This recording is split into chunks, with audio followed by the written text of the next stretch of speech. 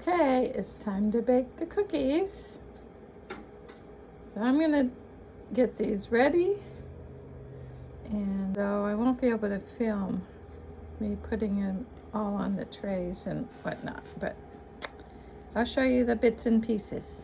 And my homemade cookies came out a little overdone. I froze half of them. Yeah, so this is how you can save money and enjoy food even on a special unique diet like mine. And there I have it. Homemade waffles with my homemade nut butter. You have to look back in my channel to find the video about homemade nut butters. That's my homemade pancake mix. And